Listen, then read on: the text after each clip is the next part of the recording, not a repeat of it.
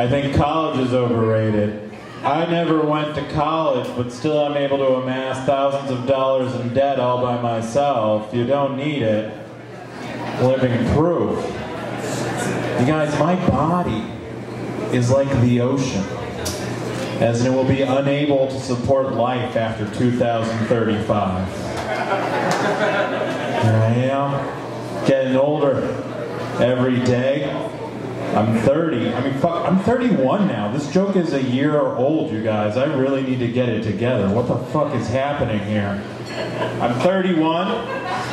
31. I don't think it's old. I don't think it's old to be 30. I think it is, though, when you need to start getting your shit together. You need to look in the mirror, realize you're not a caterpillar, you're not going into a chrysalis, you're definitely not coming out a fucking butterfly, Kevin.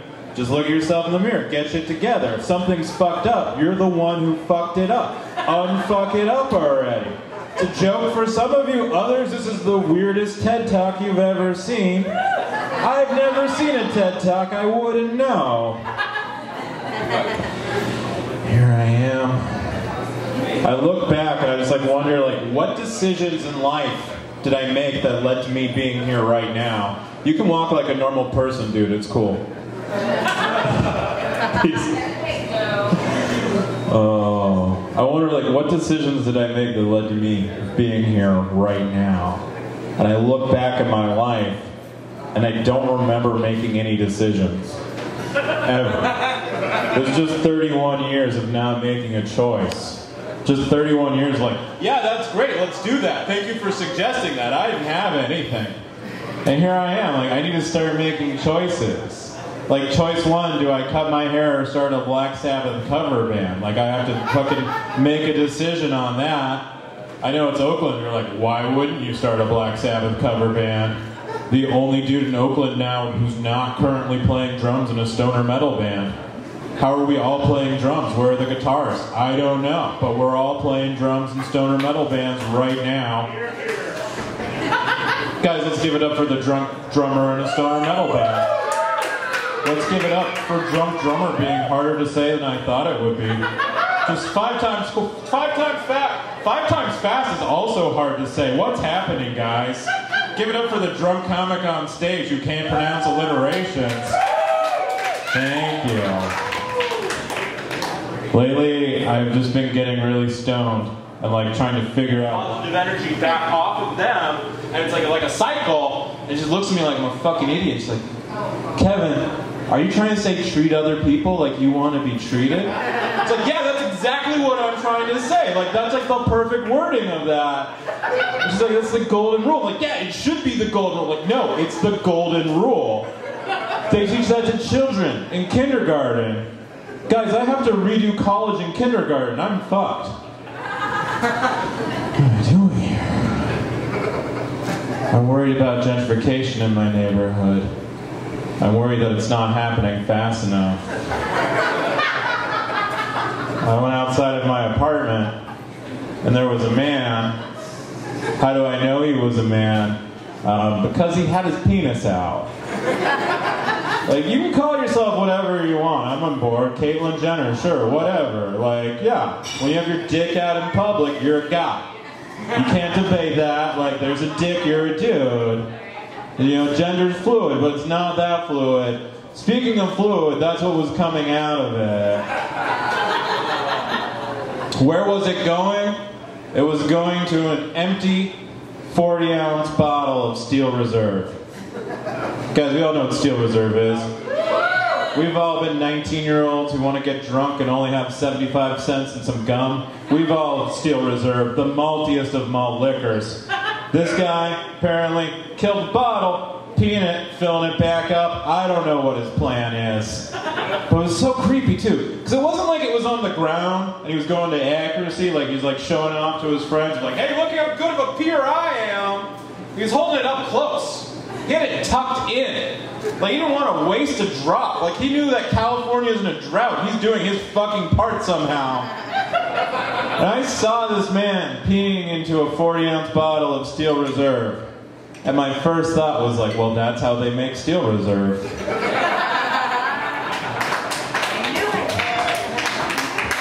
Thank you. I would like, gentrification sucks. I wish I had like an answer for it. I don't think anybody has an answer for it. I don't think like we're people. We don't really have answers for anything. Like we don't have solutions. We just try shit. Sometimes it works out, sometimes it doesn't work out. I was at Jack in the Box. I'm not saying Jack in the Box should solve gentrification. That's not what this joke is about.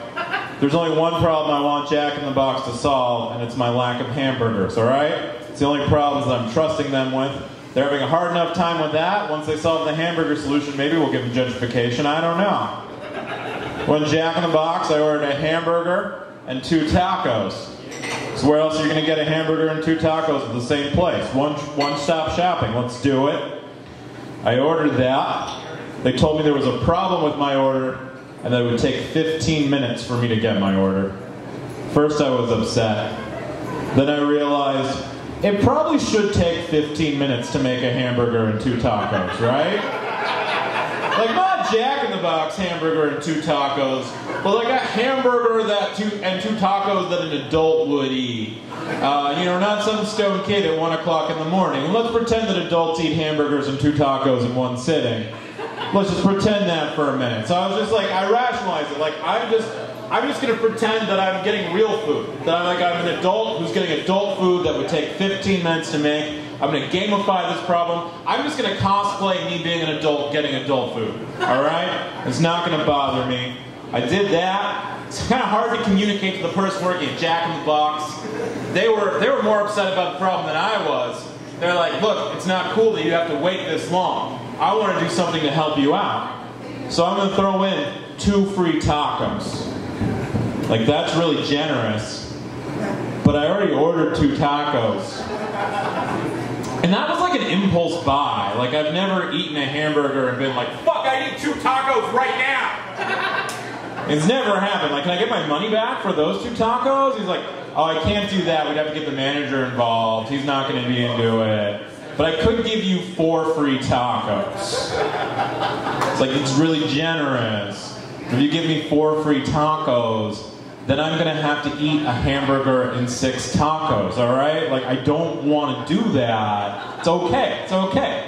It's like, well, I can give you 6 free tacos. And I was like, dude, I have to eat every taco you're going to give me, alright? That's what's going to happen. There's no leftover taco casserole tomorrow. There's no poor children at my house that I'm going to give these tacos to. Like, I'm stoned. It's 1 o'clock in the morning. I'm going to eat all these fucking tacos. It's like, I think I get what you're throwing down, but like, 8 tacos is really the most tacos I can give you for free. It's like, dude, just stop trying to help me. It's gonna be okay. And I was in the drive-thru. Did I mention that? I'm in the drive-thru. All of us was like yelled at through an intercom box because I'm a monster. My order is so delayed, I have to take my car like out of the drive-thru line and just sit there for 15 minutes.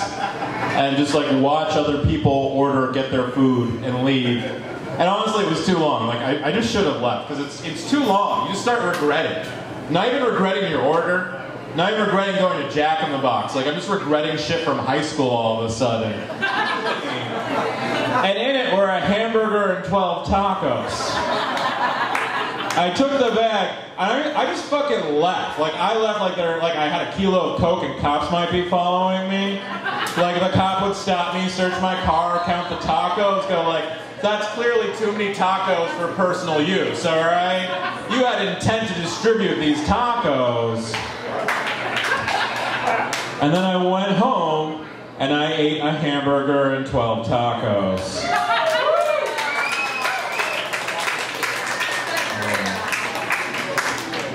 Thank you guys. It was really fun. I really like performing here next to like the largest industrial Dyson Airblade. Oh, they unplugged it just for my set. I sat there for 15 minutes being like, oh, it's going to be really funny when I put my head in there and my hair goes everywhere. I'm glad you guys came out. I'm a big fan of comedy. I hope you guys are big fans of comedy too, right? Thank you. A lot of times people just stare at me awkwardly when I say that. I'm like, awkward. I love comedy. I love all types of comedy. Lately I've been really obsessed with Abbott and Costello. Any of you guys remember Abbott and Costello? Of course not. They died 100 years before any of us were born. But they're hilarious. Check out Abbott and Costello. They wrote one of the most hilarious comedy bits of all time. It's called Who's On First? Cool. 4 people know what I'm talking about. This joke is for you 4. It's hilarious. It's a hilarious joke. The only problem is it's like hundreds of years old. Like, let's reboot this. Like, we're fucking rebooting everything else for Hollywood. We're on our 5th Spider-Man reboot, and they haven't rebooted Who's On First. So I'm gonna reboot Who's On First, the modernized version of Who's On First I've been working on, and I want to workshop it with you guys tonight. So here we go.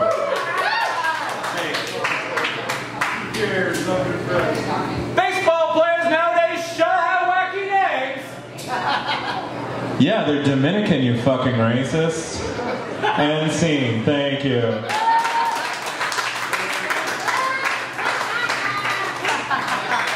Thank you.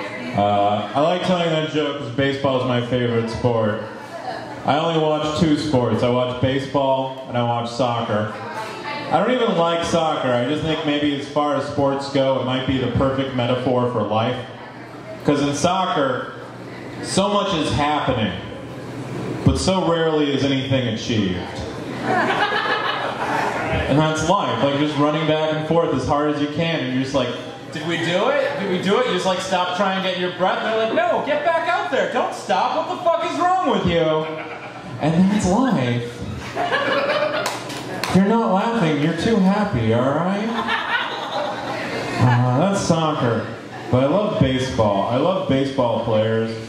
Baseball players are my favorite athletes. Part because they're the dumbest athletes. They're adorable. They would be adorable if they weren't racist and homophobic.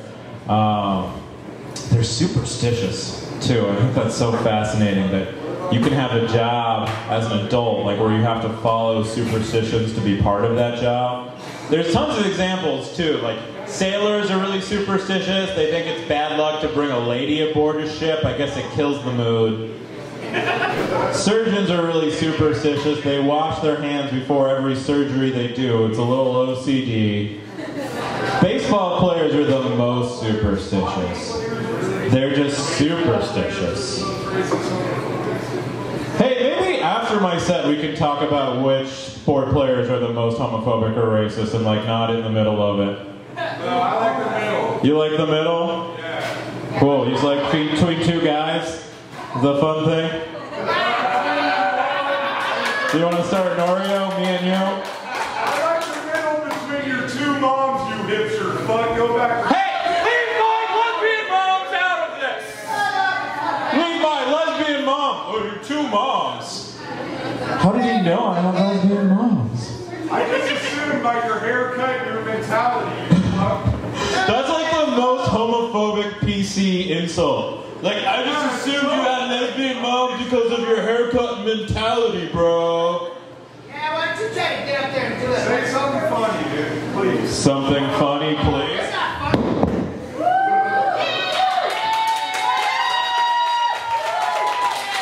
We did it, you guys.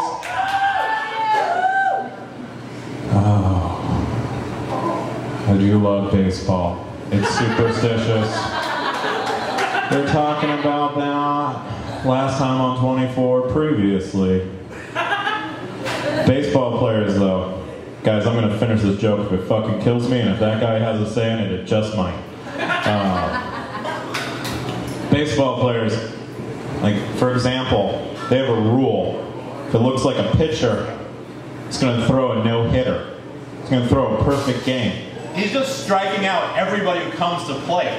They have a rule that no one on his team's allowed to talk to him. That's a real rule that they have. And it sounds crazy, but I think there's some logic to it. Like, they know he's doing so well. They don't want to say anything that'll get stuck in his head and fuck him up. And I'm pretty sure that's the same reason why my parents never say they're proud of me. My 2 lesbian moms. What dicks, right? I guess what I'm trying to say is there's no I in team. There is an I in depression, however. There's 2 I's in suicide. Of course there are. It's a selfish act. I would never kill myself. But if I did, it's kind of a last fuck you. My suicide note would just say, avenge me. The last joke kind of gives away this next joke. I've been battling depression my entire adult life. It's a weird point for applause break, but yeah, depressed people. Make some noise if you're depressed! Wait, so many people at a bar on Wednesday are depressed? Who would have guessed? JK, guys, come here every Wednesday and support the Golden Bull. Somebody wrote a 1-star Yelp review specifically about me, and it didn't bother me, but I did memorize it, and I'm going to recite it for you now. So here we go. What the fuck? They close at 6. I show up at 6:05, and the fat fuck behind the door won't open up. 1 star, Zach G, Fairfax, California. I'd like to offer my rebuttal, if I may. First of all, to answer his question of what the fuck, I mean, clearly the fuck is that we're closed. You guys all picked up on that, right? It's not a riddle. Business is done. Come back tomorrow. Secondly, fat fuck thing's not cool. Of course it's not cool, but it's a negative Yelp ad. Like, he's never going to write the dude with the chiseled abs wouldn't open up. You're not going to write that. Don't write fat fuck either. It's only fair. I'm not proud of this.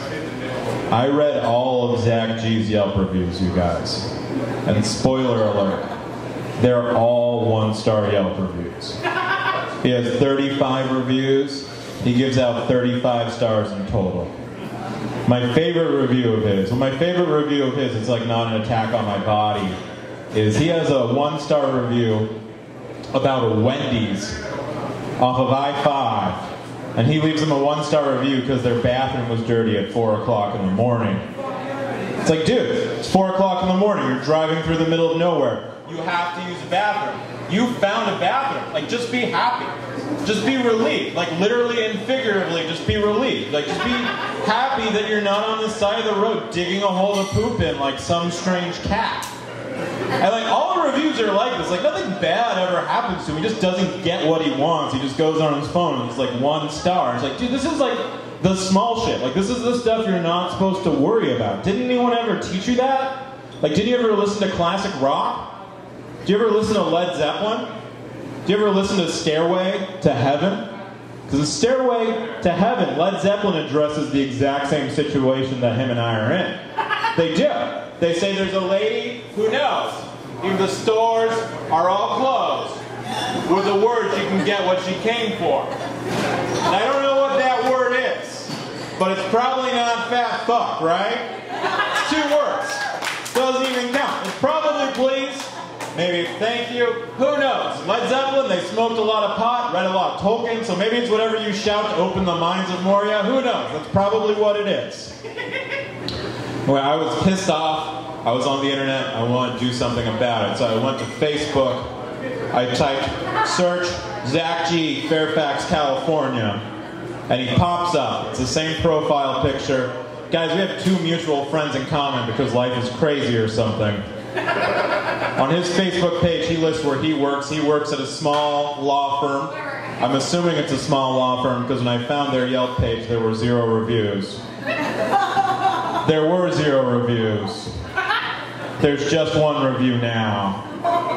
And it says, I can't believe they hire pedophiles like Zach G. 5 stars, Kevin O, San Francisco. Hey, thank you, guys. Keep it going for Kevin O'Shea, guys. Keep it going for all the comics you've seen tonight. It was a great lineup. Guys, you can catch up after this every first Wednesday here at the Golden Bull. You can like us on Facebook.